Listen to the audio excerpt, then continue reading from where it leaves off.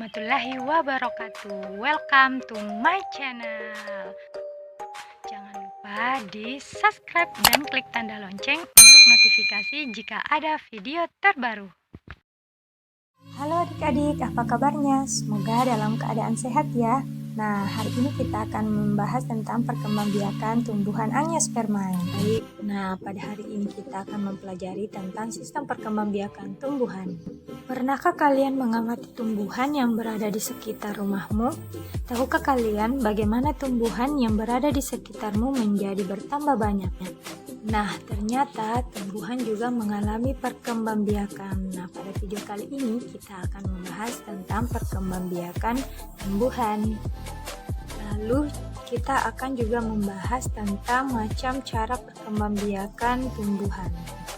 Perkembangbiakan pada tumbuhan terbagi menjadi dua, yaitu perkembangbiakan Angiospermae dan perkembangbiakan Gymnospermae. Akan tetapi pada video kali ini kita akan membahas tentang perkembangbiakan Angiospermae. Angiospermae diambil dari dua kata bahasa Yunani, yaitu ageon yang berarti penyangga atau pelindung dan spermae yang merupakan bentuk jamak untuk biji. Jadi, Angiospermae merupakan salah satu tumbuhan berbiji terbuka. Nah, selanjutnya yaitu ciri-ciri Angiospermae. Yang pertama, tubuhnya terdiri dari bunga, daun, batang, dan akar. Yang kedua, akarnya berbentuk serabut atau tunggang. Ketiga, bakal biji tertutup oleh daun buah. Keempat, makrosporofil dan mikrosporofil terpisah. Kelima, reproduksi secara generatif dan vegetatif. Dan yang keenam, habitat berupa pohon, herba, perdu, atau semak. Nah, perkembangbiakan Angiospermae terbagi menjadi dua, yaitu perkembangbiakan vegetatif, yaitu perkembangbiakan makhluk hidup tanpa terjadi perkawinan, sedangkan yang kedua perkembangbiakan generatif, perkembangbiakan tumbuhan secara kawin atau pembuahan. Perkembangbiakan vegetatif terbagi menjadi dua, yaitu perkembangbiakan vegetatif alami dan buatan. Nah, yang pertama perkembangbiakan vegetatif alami, yaitu perkembangbiakan yang terjadi tanpa bantuan manusia. Berikut ini berbagai macam cara perkembangbiakan vegetatif alami. Yang pertama yaitu rizoma. Batang yang ada di dalam tanah disebut dengan rizoma. Nah, contohnya yaitu jahe, kunyit, lengkuas, dan temulawak. Bagian B yaitu stolon. Nah, stolon adalah batang tumbuhan yang menjalar di atas tanah. Tunas dapat tumbuh pada buku dari stolon. Saat tunas terpisah dari tanaman induk, tunas sudah mampu tumbuh menjadi individu baru. Contoh pada tanaman yaitu stroberi.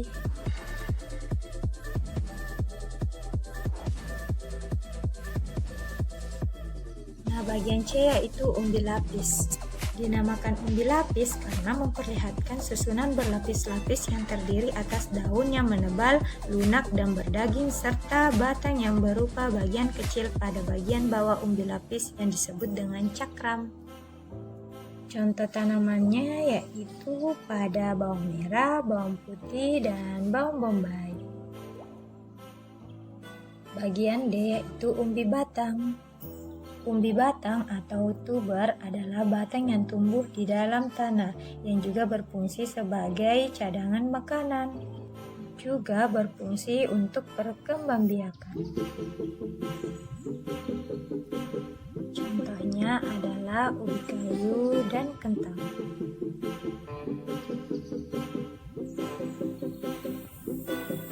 Nah, bagian E, kuncup adventif daun. Kuncup merupakan calon tunas yang terdiri atas calon batang serta calon daun. Kuncup yang terdapat pada tepi daun disebut kuncup adventif daun atau tunas liar pada tepi daun.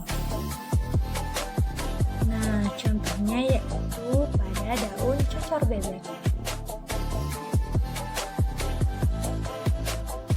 Nah, bagian selanjutnya yaitu perkembangbiakan vegetatif buatan. Perkembangbiakan vegetatif buatan itu perkembangbiakan yang dilakukan dengan bantuan manusia atau yang dilakukan oleh manusia sendiri. Pertama jenisnya itu cangkok. Cangkok dapat diartikan dengan mengelupas kulit suatu batang tanaman berkayu, kemudian dibalut dengan tanah dan dibungkus dengan sabut kelapa atau plastik sehingga tumbuhlah akar. Tanaman yang dihasilkan dari cangkok memiliki sifat seperti induk dan cepat berbuah. Contohnya yaitu pencangkokan pada tanaman mangga, rambutan, dan jeruk. Bagian B yaitu merunduk. Merunduk dapat dilakukan dengan membenamkan tangkai tanaman ke tanah sehingga bagian yang tertanam dalam tanah tumbuh akar. Jika akar telah tumbuh, tanaman dapat dipisahkan dari induk. Merunduk dapat dilakukan pada tanaman yang memiliki cabang batang yang panjang dan lentur, misalnya bunga alamanda.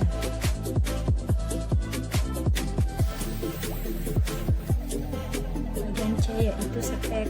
Setek adalah cara perkembangbiakan vegetatif dengan memotong suatu bagian tanaman dan kemudian ditanam untuk menghasilkan individu baru. Misalnya untuk menanam ketela pohon dapat menggunakan batangnya. Bagian kedua yaitu perkembangbiakan generatif. Pada perkembangbiakan generatif, sel sperma dan sel telur mengalami fertilisasi sehingga terbentuk embrio yang disimpan dalam biji. Lalu biji dapat tumbuh dan berkembang menjadi tumbuhan baru. Nah, jenis-jenis yang pertama penyerbukan. Penyerbukan adalah proses jatuhnya sel besari pada permukaan putik yang terjadi pada bunga dari tumbuhan. Pada tumbuhan, proses fertilisasi atau pembuahan diawali dengan peristiwa polinasi atau penyerbukan. Nah, jenis-jenis penyerbukan ada banyak. Nah, ayo kita bahas satu-satu. Yang pertama yaitu anemogami. Itu penyerbukan yang dibantu oleh angin. Contoh penyerbukan yang dibantu oleh angin adalah tanaman jagung.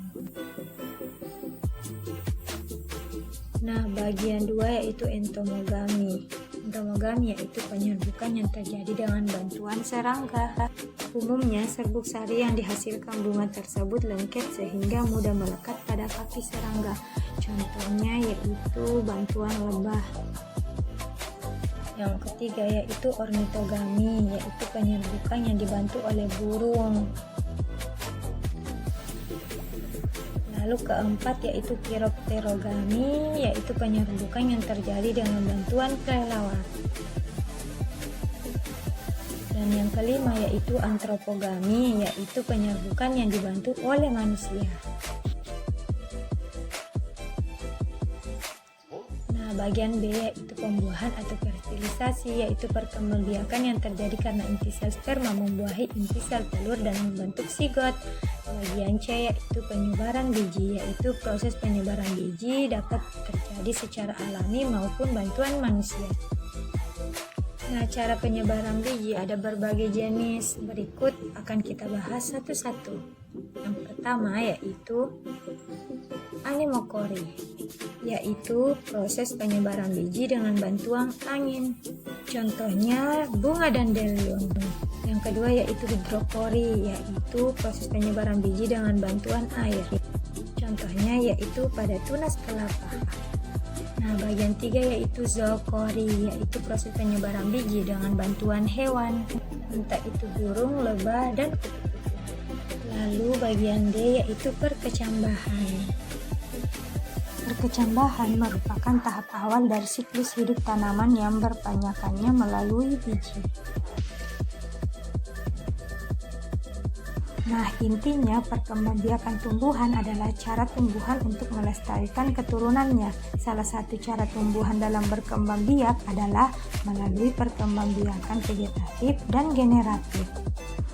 Nah, demikianlah pada video kali ini tentang perkembangbiakan tumbuhan Angiospermae.